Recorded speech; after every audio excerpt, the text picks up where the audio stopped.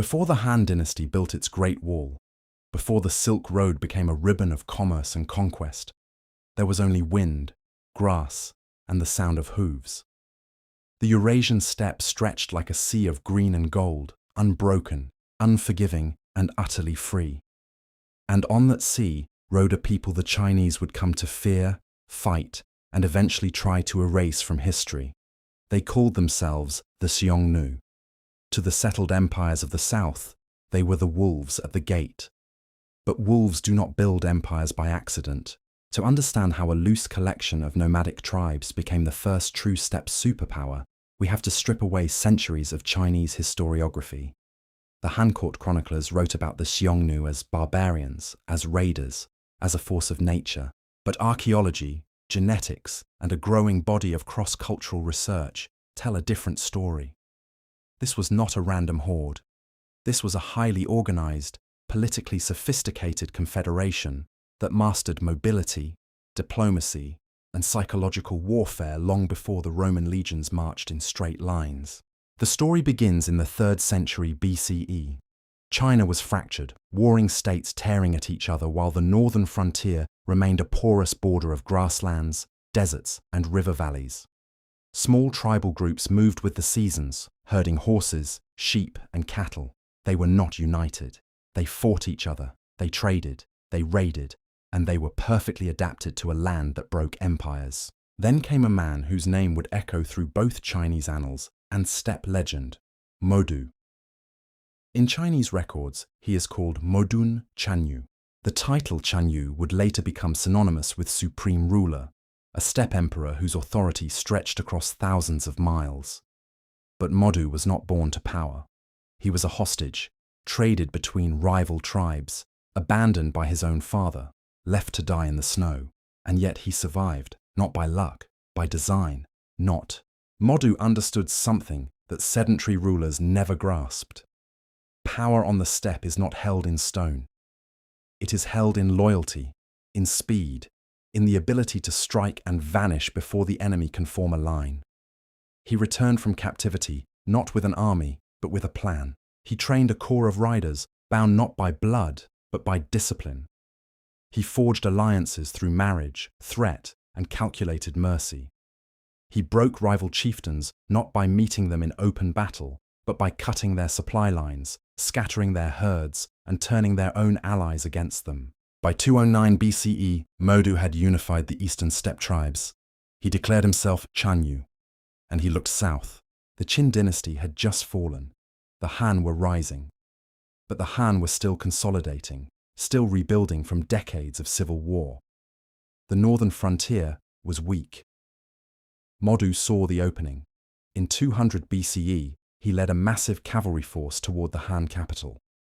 Emperor Gaozu, confident in his new dynasty's strength, marched out with a large infantry army.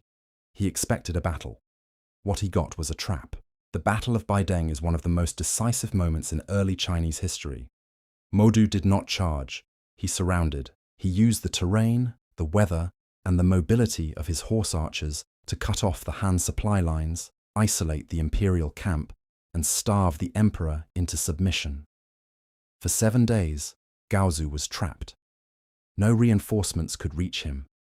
No walls could protect him. The steppe had demonstrated its first lesson.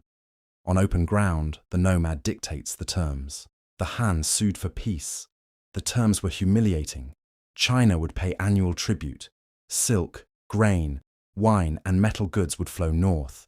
In return, the Xiongnu would cease major raids.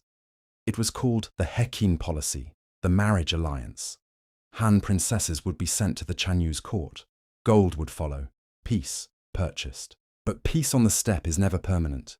It is a pause, a recalibration, and Modu knew it. He used the tribute not just to enrich his court, but to build a system. He established a capital, a mobile administrative center that moved with the seasons. He created ranks, titles, and a chain of command. He standardized horse breeding, archery training, and raiding tactics.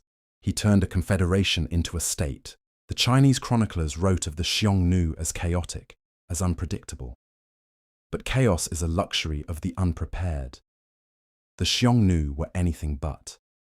They kept meticulous records of tribute, maintained diplomatic correspondence, and understood the value of psychological dominance. When they raided, it was not mindless plunder.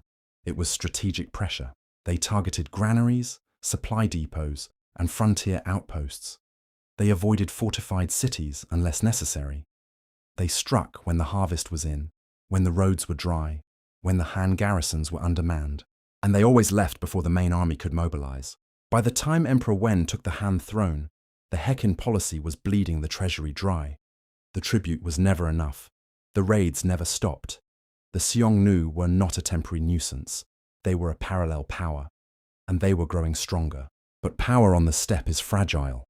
It depends on unity, on the loyalty of subordinate tribes, on the flow of resources.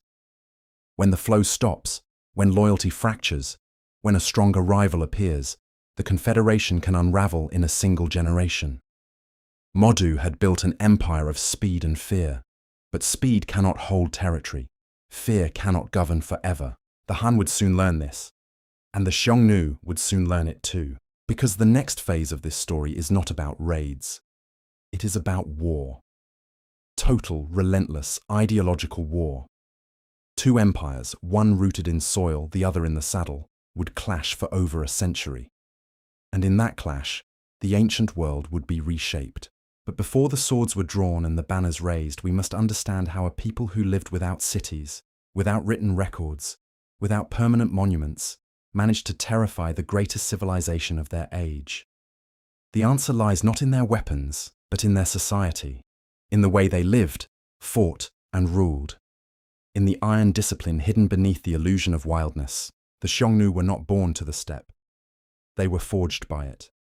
And the steppe does not forgive weakness. To ride with the Xiongnu is to understand a world where everything is temporary, yet everything is essential. Their homes are felt tense, raised in hours, struck in minutes. Their wealth is measured in herds, not coins. Their law is spoken, not carved. And their greatest weapon is not the sword, not the spear, but the composite bow. The Xiongnu bow was a masterpiece of engineering. Crafted from layers of wood, horn, sinew, and animal glue, it was short enough to draw from a galloping horse, yet powerful enough to pierce leather armor at 50 paces. It required years of training to master. Children were given small bows before they could walk properly. Boys learned to shoot while riding, while hunting, while playing. By adolescence, every Xiongnu male was a mounted archer. By adulthood, they were a single organism, horse and rider moving as one. This was not a militia. This was a warrior society, and it was built on a simple principle. Survival demands adaptation. The steppe does not care about your lineage. It cares about your ability to endure winter, to find water, to read the wind, to strike when the enemy is slow. The Xiongnu turned these demands into doctrine. Their military structure was hierarchical, but fluid. At the top stood the Chanyu, supreme ruler, often chosen from a ruling clan, but confirmed by the loyalty of the nobles. Beneath him were the left and right princes, who commanded the eastern and western wings of the confederation. Below them were tribal leaders, war chiefs, and unit commanders. But rank did not guarantee obedience. Obedience was earned through success. A commander who failed in battle or mismanaged resources could be replaced. A warrior who proved his skill could rise quickly. Merit, not birth, dictated the hierarchy. This system created a culture of relentless competition. Raids were not just for plunder, they were trials. Young warriors proved themselves by capturing horses, breaking enemy lines, returning with trophies. Veterans were rewarded with titles, better pastures, and greater influence. Failure meant demotion, exile, or worse. The steppe was merciless. But the Xiongnu were not only warriors, they were diplomats, traders, and administrators. The Heqin Treaty was not a sign of weakness, it was a strategy. The silk, grain, and metal goods flowing from China were not just luxuries, they were tools. Silk was traded to Western tribes. Grain fed populations during harsh winters. Iron tools improved craftsmanship, weapon repair, and horse gear. The Xiongnu understood that tribute was a resource stream, and they managed it like an economy. They also managed information.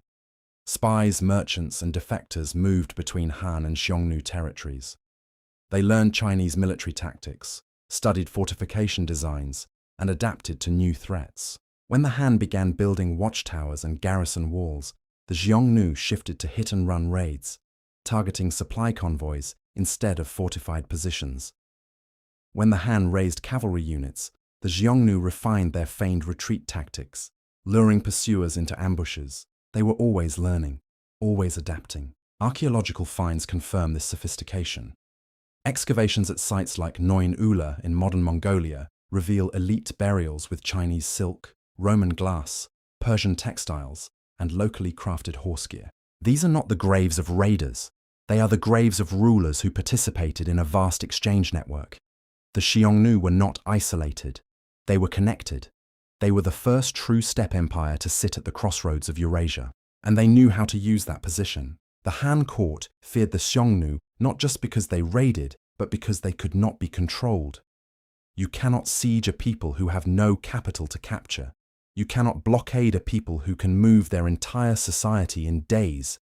You cannot break a people who fight not for territory, but for survival, for honor, for the right to roam. The Xiongnu understood this asymmetry. They never tried to hold Chinese land. They never tried to build cities on the frontier. They took what they needed, left what they could not carry, and vanished. To the Han, this felt like cowardice. To the Xiongnu, it was wisdom. War is not about pride, it is about advantage. But advantage shifts. And by the 2nd century BCE, the Han were preparing for a different kind of conflict. Under Emperor Wu, China would abandon the Heqin policy. The tribute would stop. The armies would march north, and the Xiongnu would face their greatest test. Yet even as war approached, the Xiongnu remained confident. They had survived worse. They had outlasted empires before. They believed the steppe was eternal. But eternity is an illusion, and the Han were about to prove it. Because the next phase of this story is not about survival. It is about scale. About two empires pushing beyond their limits, draining their treasuries, exhausting their populations, all in the name of dominance.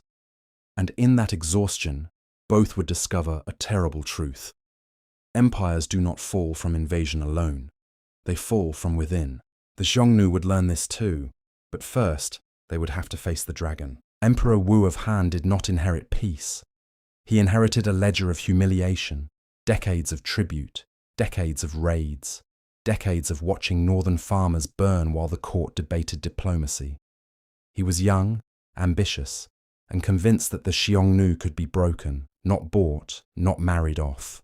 Broken. In 133 BCE, he abandoned the Heqin policy. The tribute stopped. The princesses stopped coming.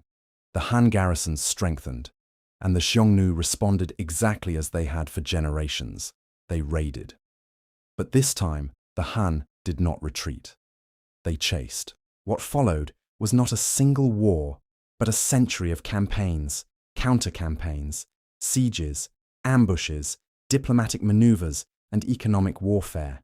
It was the first true clash of sedentary and nomadic empires on a continental scale, and it would reshape the ancient world.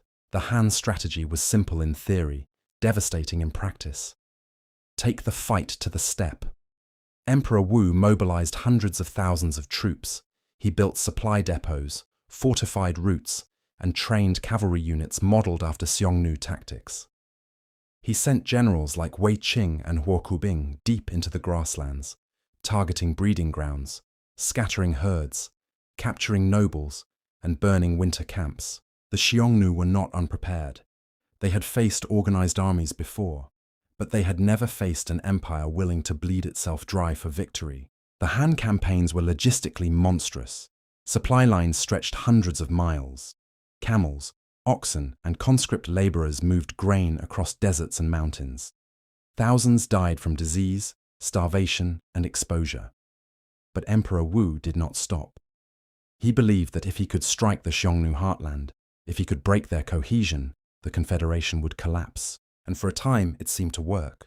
In 127 BCE, Wei Qing recaptured the Ordos Loop, a strategic region south of the Yellow River. In 121 BCE, Huo Qubing launched a lightning campaign that shattered the western Xiongnu tribes, killing tens of thousands, capturing royal family members, and seizing vital pasture lands. The Han celebrated. The court declared the northern threat neutralized. The Xiongnu were pushed back, fractured, and weakened. But the steppe does not surrender. It adapts. The remaining Xiongnu tribes did not disband. They consolidated. They moved further north, into the Gobi and the Altai Mountains. They hardened their tactics. They avoided large engagements.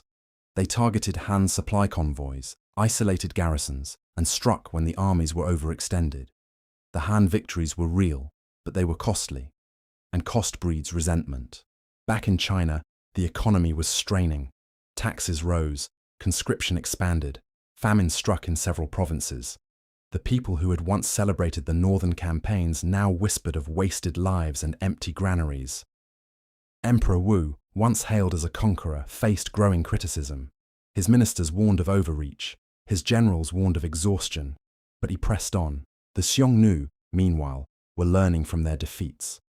They stopped trying to match the Han in open battle. They embraced asymmetry. They used the terrain as an ally. They let the Han march into empty grasslands, only to ambush them when supplies ran low. They captured Han soldiers, interrogated them, and adapted their own formations.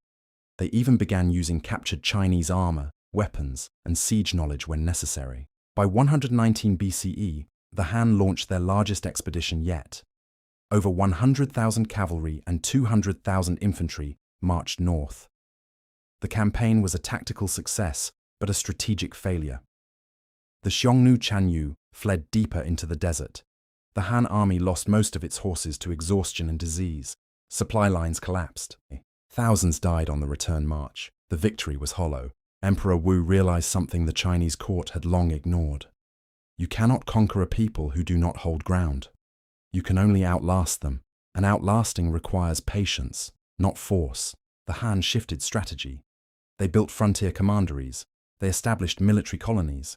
They tried to settle farmers in the north to create a buffer zone. They offered amnesty to Xiongnu defectors, granting them land and titles.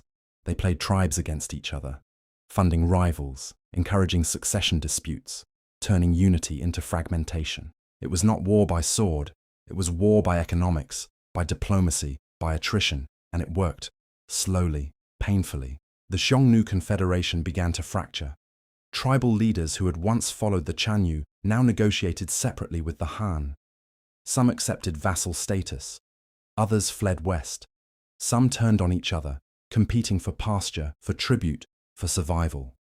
The steppe, once a single wave, became a fractured tide. But the Han did not win through superior tactics alone. They won through endurance, through an economy that could absorb losses, through a bureaucracy that could manage decades of conflict, through a culture that valued stability over glory. The Xiongnu had never faced that kind of pressure before. They had never been forced to choose between unity and survival. And as the 1st century BCE approached, that choice would tear them apart. Because the next phase of this story is not about battles. It is about betrayal, about how an empire built on loyalty and speed collapses when its leaders stop trusting each other, about how the steppe, once a unifying force, becomes a graveyard of ambition. The Xiongnu had terrified China. Now they would have to survive themselves. War is loud, diplomacy is quiet, and on the Eurasian steppe, the quiet moves faster. While the Han and Xiongnu fought their century-long struggle, another network was weaving itself across the continent. Merchants, monks, envoys, and craftsmen moved along trails that would later be called the Silk Road. But it was never a single road. It was a web. And at the center of that web, for centuries, sat the Xiongnu. Chinese sources rarely mention this. The Han court viewed the steppe as a barrier, not a bridge. But archaeology tells a different story. Excavations across Mongolia, Siberia, and northern China reveal artifacts that could not have arrived without deliberate exchange. Roman glass beads, Indian cotton fragments, Persian metalwork, Han bronze mirrors, Greek-style coin molds. These are not loot, they are trade goods, and they moved through Xiongnu territory because the Xiongnu controlled the routes. The Xiongnu did not just raid, they facilitated, they taxed caravans, they provided guides, they offered protection in exchange for tribute. They maintained alliances with Western tribes like the Yuezhi, the Wusun, and the Kangju. They understood that controlling the flow of goods was as powerful as controlling the flow of armies. This is why the Silk Road was never purely Chinese. It was steppe-born. The Xiongnu, and later their successors, created the infrastructure of long-distance exchange. They established relay stations, negotiated safe passage, and standardized weights and measures for barter. They did not build roads, but they maintained the trails. They did not mint coins, but they understood value. They were the first Eurasian network operators, and they kept it secret. Nomadic societies do not leave written records. They leave graves. And in those graves, we find the truth. The Neun Ula burials, discovered in the early 20th century, contain elite Xiongnu remains buried with imported silks, lacquerware, and horse gear adorned with Chinese and Central Asian motifs. The textiles show weaving techniques from both Han workshops and Persian looms. The horse fittings combine steppe practicality with Chinese artistry. These are not the possessions of raiders. They are the possessions of rulers who participated in a cosmopolitan exchange. The Xiongnu court was multilingual. It hosted envoys from Han, from Parthia, from Bactria. It traded horses for silk, wool for iron, jade for glass. It absorbed foreign artisans, married foreign nobles, and integrated foreign customs. This was not assimilation. It was synthesis. And it made the Xiongnu far more dangerous than the Han realized. Because while China focused on breaking the Xiongnu militarily, the Xiongnu were building economic resilience. When Han campaigns destroyed winter camps, the Xiongnu could trade for grain. When supply lines were cut, they could redirect caravans. When Han garrisons isolated them, they could bypass through allied territories. They were not dependent on a single economy. They were plugged into dozens. This is why the Han never achieved total victory. They could win battles, but they could not win the network. The steppe was too vast, the routes too flexible, the allies too dispersed. But networks have weaknesses. They depend on trust, and trust on the steppe is fragile. By the 1st century BCE, the Xiongnu confederation was showing cracks. Succession disputes became violent. Tribal leaders began acting independently. The Chanyu's authority, once absolute, became contested. Some factions wanted to continue raiding. Others wanted to negotiate. Some wanted to expand west. Others wanted to consolidate south. The Han exploited this. They offered titles, land, and wealth to defectors. They funded rival claimants. They encouraged divisions. They turned the Xiongnu network against itself. And it worked. In 53 BCE, the Xiongnu Chanyu Huhanye submitted to Han suzerainty. He accepted the title of vassal ruler. He sent his son to the Han capital as a hostage. He agreed to annual visits, tribute, and military cooperation. The Heqin policy returned, but this time it was inverted. The Xiongnu were no longer the dominant partner. They were the subordinate. The northern tribes refused. They saw submission as betrayal. They broke away. They moved further west, into the Tarim Basin, the Yungar Depression, the Altai foothills. They became the northern Xiongnu. The southern tribes, allied with the Han, became the southern Xiongnu. The empire that once terrified China was now divided, and division on the steppe is the beginning of the end. But even as the confederation fractured, its influence spread. The trade routes remained. The cultural exchange continued. The steppe remained a crossroads. And the Xiongnu, though no longer unified, left a legacy that would outlive their political structure. Because the next phase of this story is not about collapse, it is about transformation, about how an empire dissolves, but its people, its tactics, its networks survive, about how the Xiongnu did not vanish. They evolved, and in that evolution, they would shape the next 1,000 years of Eurasian history. But first, we must understand how an empire splits, how loyalty fractures, how the steppe, once a unifying force, becomes a battleground of ambition.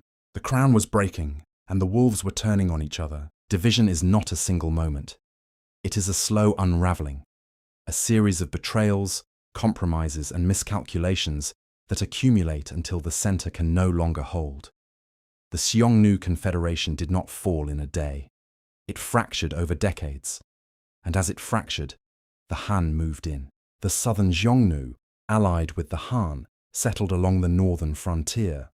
They adopted agricultural practices. They intermarried with Chinese families. They served in Han armies as cavalry auxiliaries.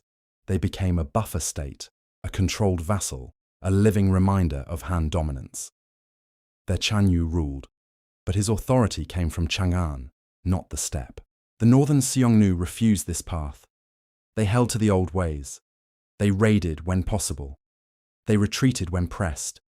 They tried to maintain independence in a world that was closing in. But independence requires strength, and strength requires unity. The northern Xiongnu had neither. Internal conflict tore them apart. Succession disputes turned violent. Tribal leaders competed for pasture, for tribute, for Han favor. Some defected, some fled west, some were captured. The Han did not need to conquer them, they only needed to wait. In 89 CE, the Han general Du Xian launched a campaign that would break the northern Xiongnu for good. Leading a massive force, he crossed the Gobi, struck the Xiongnu heartland, and won a decisive victory at the Battle of the Altai Mountains. The Chanyu fled, the tribes scattered. The Han erected a stone monument inscribed with their triumph and declared the northern threat extinguished. But monuments do not hold people, and the Xiongnu did not disappear. They migrated. They joined other steppe confederations. They became part of new political formations. Some moved into Central Asia. Some reached the edges of Europe. Their name faded from Chinese records, but their blood, their tactics, their networks survived. The southern Xiongnu, meanwhile, became deeply integrated into Han society. They served in the military, they participated in court politics, they adopted Chinese customs, languages, and administrative practices. By the 3rd century CE, their descendants would play key roles in the collapse of the Han dynasty and the rise of new regimes. They were no longer Xiongnu in name, but they were Xiongnu in legacy. This is the paradox of nomadic empires. They are built for movement, not permanence. They thrive on expansion, not consolidation. When expansion stops, when unity fractures, when sedentary empires adapt, the confederation cannot hold. But it does not vanish. It disperses. It influences. It becomes part of something larger. The Xiongnu were the first to demonstrate this pattern, and they would not be the last. The Han dynasty itself would not survive the century. Economic strain, peasant revolts, warlordism, and court corruption would tear it apart. The Xiongnu had not destroyed the Han, but they had forced the Han to spend itself into exhaustion. And in that exhaustion, the seeds of collapse were planted. History does not move in straight lines. It moves in cycles. And the cycle of steppe and sown, of nomad and farmer, of mobility and stability, would repeat for centuries. The Xiongnu were the first true iteration of that cycle. They set the template. They showed empires how to fear the steppe. They showed the steppe how to organize. They showed the world that power is not only held in cities, it is held in motion, but motion cannot be frozen. And as the first millennium CE approached, the Xiongnu name would fade into legend. Their graves would be looted. Their trails would be overgrown. Their banners would rot in the wind. Yet their story was not over, because legends outlive empires. And the Xiongnu would soon return, not as a political entity, but as a myth, a shadow, a warning. And in that shadow, historians would search for truth. For centuries, the Xiongnu were known only through the words of their enemies. Chinese chroniclers wrote of them as barbarians. Later, historians repeated the trope. They were reduced to footnotes, to raiders, to a temporary threat. But the 20th and 21st centuries changed that. Archaeology, genetics, linguistics, and cross-cultural research began to piece together a different picture. The Xiongnu were not a single ethnicity. They were a political confederation, a coalition of tribes bound by loyalty to the Chanyu, by shared military practices, by economic interdependence, by a steppe identity that transcended blood. They spoke multiple languages. They practiced multiple religions.